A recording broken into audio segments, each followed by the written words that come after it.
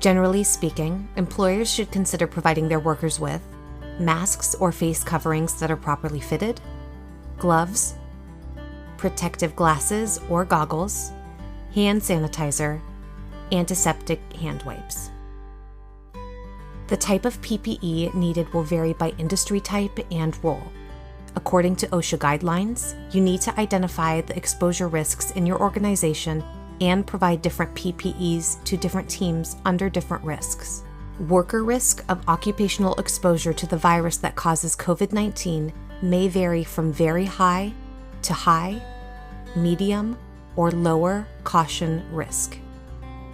Very high exposure risk jobs are those with high potential for exposure to known or suspected sources of COVID-19 during specific medical, post-mortem, or laboratory procedures.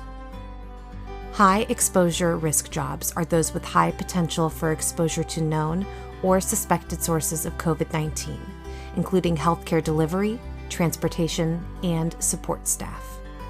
For jobs classified at high or very high exposure risk, employees need to wear protective masks, gloves, a gown, a face shield or goggles, and a respirator. Medium exposure risk jobs include those that require frequent and or close contact with people within 6 feet who may be infected with COVID-19. In areas without ongoing community transmission or where there is frequent contact with travelers who may return from international locations with widespread COVID-19 transmission. In areas where there is ongoing community transmission and may have contact with the general public. For example, schools, high population density work environments, and some high-volume retail settings. For jobs classified at medium exposure risk, employees may need to wear some combination of protective mask, gloves, a gown, face mask, and or a face shield or goggles. Lower exposure risk jobs are those that do not require contact with people known to be or suspected of being infected with COVID-19, nor frequent close contact with the general public within 6 feet. They have minimal occupation contact with the public and other coworkers.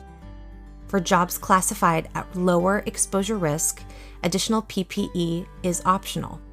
The best practice is to provide face covering to all on-site personnel and sanitization equipment at all entry points, including common spaces and workstations. Infrared thermometers to monitor healthy situations is a recommendation.